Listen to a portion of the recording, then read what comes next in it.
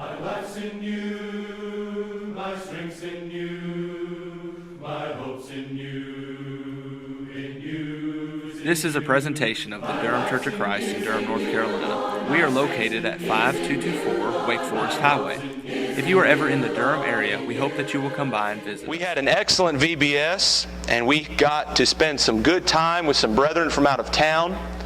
I'm so thankful that they were able to come, and I don't know about you, but I feel closer to them and definitely feel as though they are a part of our family. Of course they are, because they are children of God, but now that we've got to know them a little better and work with them some, it feels like that's the case even more so. I'm so thankful for all the work that they did and thankful for all the classes that was taught. The adult class was just excellent. Brother Clay did a great job. And after sitting at his feet and listening to him, it makes me wonder, can I still preach? Am I still able to do this? I was thankful for the time off and to be able to listen, because preachers need to be preached to as well. And so I enjoyed that, but it's good to be mounted on the pulpit once again before you brethren. We knocked nearly 2,000 doors, and we had a great turnout. We had many visitors, some of which are with us today after our door knocking efforts, and we're certainly thankful for their presence. We had numerous Bible studies throughout the month, and so we are moving forward and progressing in doing the work of the Lord and being sound in His doctrine and declaring it throughout this community. So I commend you, brethren. And I enjoyed the topic, which was a study of the parables. We looked at the Good Samaritan, we looked at the lost son, we looked at the unforgiving servant, and we looked at the parable of the sower. And we're going to kind of continue on with that theme this morning as we ask ourselves the question, why did Jesus teach using parables? I remember a few years ago when our niece came to me, and she wanted me to help her understand, she's about 10 or so at this time, what the word irony means. She wanted to know, Uncle Sean, what does irony mean? Well, as you may know, those of you who have children or nieces or nephews who ask these kinds of questions, it is a challenge to teach the intangible to those who really don't understand the intangible yet. And so I struggled. I fumbled with my words, and I attempted to explain it to her. And you can ask Hannah, I did a poor job, and she didn't understand it at all. And that's really a mark of a true genius, which I am not, which is the ability to explain the intangible, the very difficult, the very complex, and put it in a way that is so simple, so easy for all men to understand. And that's what Jesus did. It's been said before that parables are taking heavenly truths and applying them to a worldly or earthly context so that they can be understood. That's what Jesus was doing when He was teaching in parables. He was explaining the spiritual by using the physical. But likewise, He expounded upon those that were listening the very meaning that is found in spirituality. I'm an Auburn Tiger fan. I can say that here because we're not in Alabama, and I'm not going to get jumped when we walk out the door. But Auburn, Alabama, the Auburn Tigers, they have a saying that's known as War Eagle. And they will say that to one another because they're all Auburn fans and they all know what that means. Well, to the Alabama fans and the rest of the world that don't like Auburn, that doesn't make any sense to them because they're the Auburn Tigers. They're not the Eagles. And so there's no meaning there. They think it's a big joke, and they poke fun at them about this. But to those who are the fans of the Auburn Tigers, it has meaning to it. There's a meaning behind the term War Eagle. Well, the same is true with parables. Not only do parables take the intangible, the spiritual, and explain it by using the physical, that which man can understand, but it also takes something that may not have any meaning for someone else, but may indeed have meaning for those who are looking for meaning. You might know of folks who look for sentimental value in almost anything. They maybe pass a beautiful tree on the side of the road, and all of a sudden they start thinking of all these sentimental thoughts and values of that tree. They see meaning in something just very simple. Well, that's what parables are. Jesus is teaching parables to try to show those who are looking for spiritual meaning in the physical application of heavenly truths. And so let us examine the explanation that Jesus gives as to why he taught using parables. If you have your Bible, turn with me to Matthew chapter 13. Matthew chapter 13, after Jesus gives the parable of the sower in verses 3 through 8. And then verse 9, he says, "Who hath ears to hear, let him hear." We learn in verse 10 that the disciples come to him and they say, "Why speakest thou unto them in parables?" He answered and said unto them, "Because it is given unto you to know the mysteries of the kingdom of heaven, but to them it is not given." Let's stop right there for just a moment. The apostles come to Jesus in private, as we'll learn through other accounts of this in various other gospel accounts. And they want to know, why, Jesus, are you teaching the people using parables? And Jesus explains, because it is given unto you to know the mysteries of the kingdom of heaven. Well, some folks will take that this phrase, this passage right here, means that the apostles somehow had either miraculous or a special knowledge of the kingdom of heaven. That because the apostles had this special knowledge, that Jesus then had to use parables to the other people who were not spending as much time with Jesus as the apostles were. But we know that this isn't the case. Because as we look on throughout this chapter, not only does Jesus have to explain the parable of the sower to his apostles in verses 18 through 23, but then they come to him again later on in the chapter in verse 36, and they ask him to declare unto them the parable of the tares of the field, and then he does so, verses 37 through 43. So even the apostles did not understand the exact meaning behind the parables. And so Jesus is not saying here in verse 11, well, you apostles, you already know the mysteries of the kingdom. It's already been given to you. You already know that. And so I'm just using parables to teach these other folks. That's not what's being said at all. So what is the you? Who does the you represent? Well, we understand what it represents when we go to verse 16. He says, "Blessed are your eyes, for they see, and your ears, for they hear.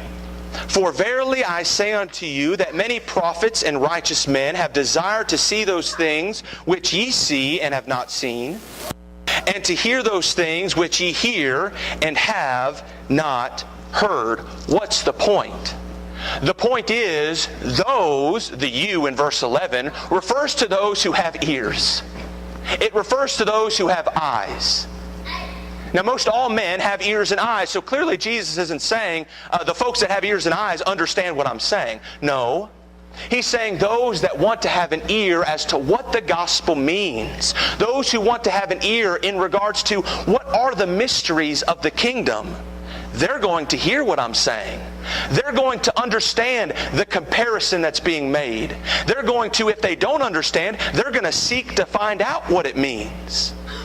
Which he tells us in Matthew chapter 7, starting in verse 7, if we seek, we will find. If we knock, it will be opened unto you. If we ask, it will be given unto us. And so the apostles are included then in this context of the you as to those who are wanting to follow Jesus, those who want to know truth. In John chapter 7 and verse 17, Jesus says, if any man will to do his will, he shall know of the doctrine. If any man desires to know God's will, he's going to know what it is. Those who are seeking after Jesus, seeking to sit at the feet of Jesus, to learn about Jesus and about spiritual truths, they're going to understand these parables. And if they don't understand, they're going to ask, and it's going to be answered. If they don't understand, they're going to seek and they're going to find. If they don't understand, they're going to knock and it's going to be opened. They will comprehend. But then he goes on and he says, but to them it is not given. Who is the them? Again, some say the them is the crowd of people that he's telling the parables to. Well, that's not the case at all, because when we drop down to verse 13, he says, therefore speak I to them in parables. Why? Because they seeing, see not, and hearing, they hear not. Do you notice the comparison? The other folks, they saw and they actually saw. They heard with their ears and they actually heard. These folks are the other way around. They're seeing, but they don't see. They're hearing, but they don't hear. And then he goes on and he says, because this is being fulfilled, the prophecy that Isaiah gave, by hearing ye shall hear and shall not understand, and seeing ye shall see and shall not perceive. For this people's heart is waxed gross, and their ears are dull of hearing. Now here's the question. Can they not hear, that is, understand and comprehend these parables? Because Jesus just chose and God chose that certain folks are going to get what I'm saying and certain folks are not going to get what I'm saying. Is that the reason? Does God place it upon men as to whether or not they are able to comprehend? No, not at all. Jesus even explains this to us further. There in verse 15. Their eyes they have closed, lest at any time they should see with their eyes. Folks, you may have figured this out by now, but there are some who just do not want to know truth.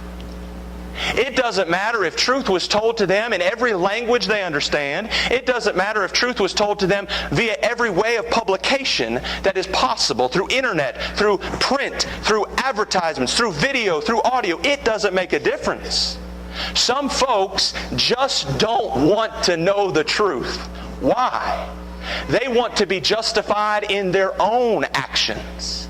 They want to be justified in their own life, doing things their own way, just like the Pharisees, which Jesus is, of course, referring to them in this passage. If we go back to chapter 12, we notice that the Pharisees, they were after Jesus. They come to Jesus after Jesus comes to the synagogue in Matthew 12 and verse 9, and there's a man that had his hand withered, and they asked him, saying, is it lawful to heal on the Sabbath day? That they may accuse him. They're looking to charge the Son of God. They're wanting to criticize him, regardless of whether or not he has the power to heal a man. They want to know where they are right and where he is wrong, because they want to continue to live in their own sin. And then Jesus explains down in verse 13, as he talks to the man, he says, stretch forth thine hand, and heals him, after explaining the need to do good on the Sabbath day. They were worshiping the Sabbath day. They were worshiping their own standard of righteousness rather than worshiping the Lord of the Sabbath day. But notice verse 14. The Pharisees then go out and they hold counsel against him, how they might destroy him. Then we see in verse 38 that certain scribes and Pharisees answer and come to him, Master, we would see a sign from thee. What do they want him to do? Jesus, can you prove to us that you're the Son of God? Go ahead, prove it to us. Do something that makes us realize that you're different from any other man. Well, he just did. And it was on the Sabbath day. He healed a man. But they didn't like it. They didn't like it so much that they accuse him of being from Satan, starting at verse 22 through 24. And now they're coming to him and they're wanting another sign. Do they want another sign so that they can say, let's see, if he really does a miracle, then I'm going to know he's the Son of God? No! They've already seen a miracle. Why do they want another sign? So they can accuse him even further. And so they can seek to justify themselves even further in their own standard of righteousness. They want to hear words to bolster themselves. They want to hear words so that they can find justification in their own lives without having to make any changes. And see, Jesus is going to explain, as he explains why he's teaching in parables, that those who seek spirituality, those who seek to keep the commandments of God, which is what spirituality is, 1 Corinthians 14 and verse 37. As they hear parables, as they hear those things that are mysterious, they're going to investigate further and they're going to grow further in their understanding of God and of heavenly truths. But those that want nothing to do with spirituality, the commandments of God, again, 1 Corinthians 14, verse 37, those that want nothing to do with being right in their standing with God, are going to, as they hear these parables, decrease in their spirituality. They're going to go farther away from God. They're going to become even harder, even more adamant about doing things their own way. And that's what he explains to us there in verse 12. Notice what he says in Matthew 13. For whosoever hath, to him shall be given, and he shall have more abundance. But whosoever hath not, from him shall be taken away even that he hath. Those who are seeking to be right with God as they hear the truths of God presented are going to grow even further and even more deeply intimate with God. But those that have already made up their mind, they want nothing to do with God, these parables are going to drive them even further away from God. Why? Because it causes them to assent to truth prior to them recognizing the spiritual application. What do I mean by that? Well, take for example Nathan when he came to David after David had committed adultery, and he told him the parable of the ewe lamb.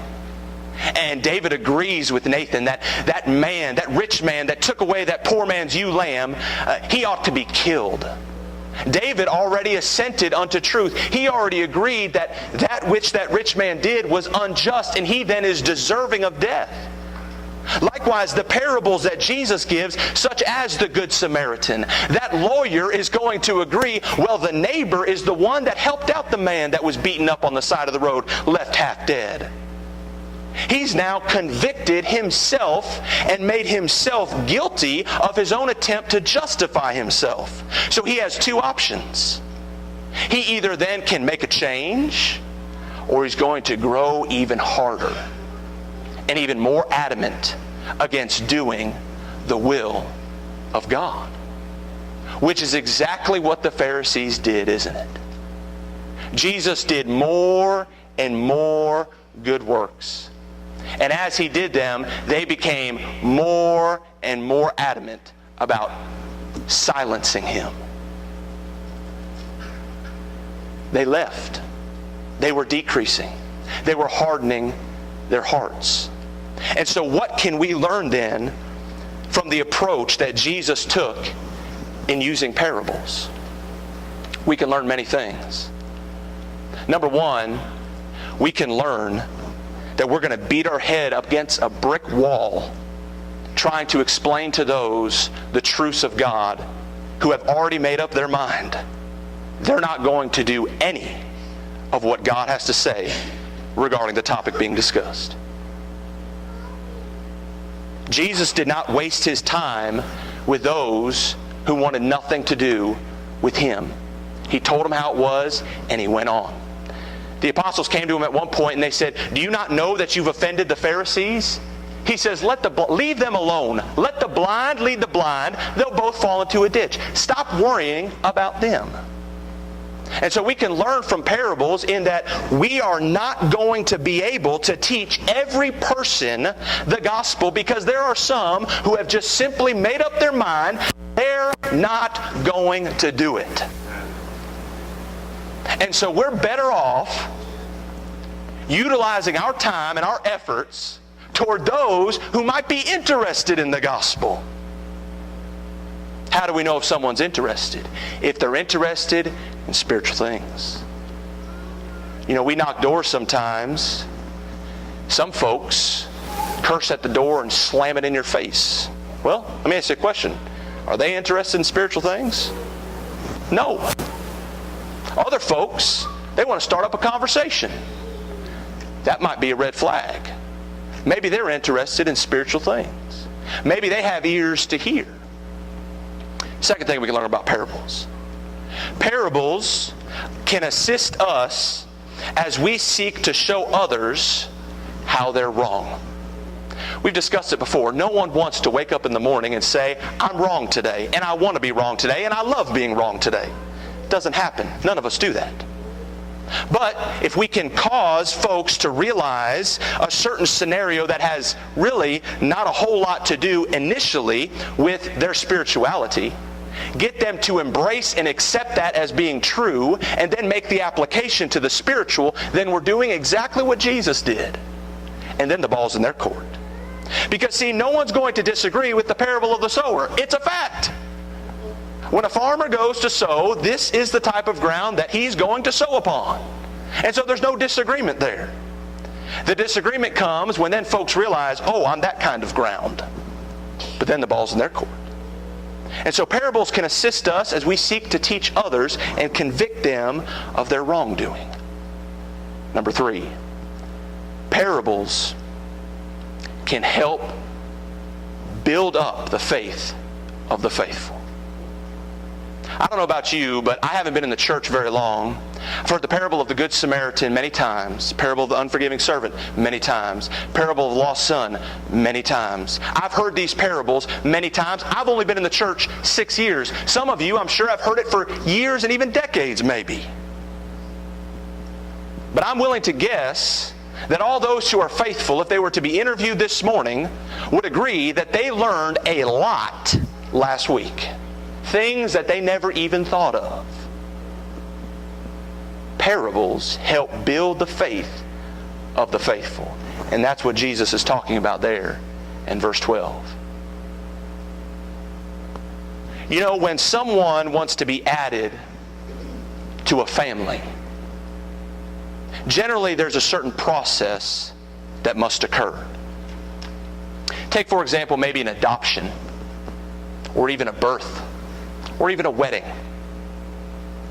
If someone wants to be added to a family, there are certain arrangements that take place. There are certain beliefs and agreements that have to be made. And then there's a ceremony that occurs, at which point it is then finalized that the person wanting to be a member of the family is now a member of the family. We understand this to be true.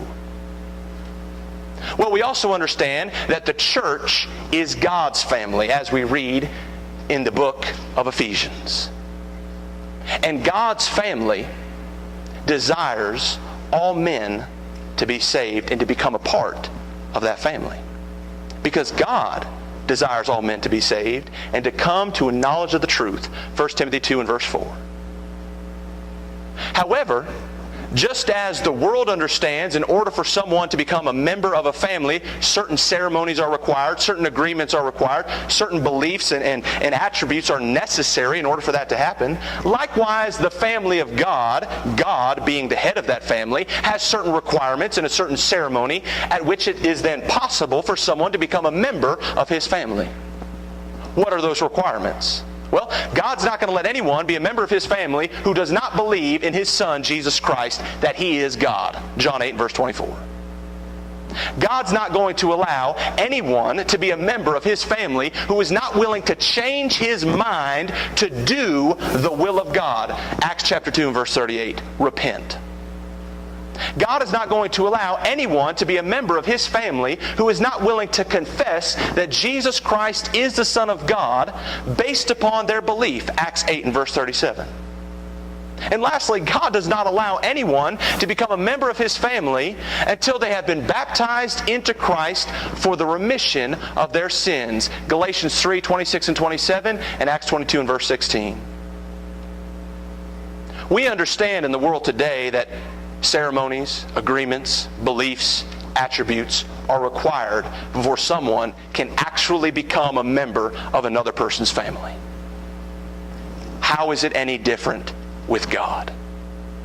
The answer is, it's not. He has certain requirements. They've been laid out for us this morning. The question is, are you a member of His family? Have you been baptized into Christ? Not sprinkled, immersed, based upon your belief, based upon your confession, just as we read about in the Bible, in order to become a member of His family. If you haven't, you have the opportunity to do so this morning, and we hope that you would.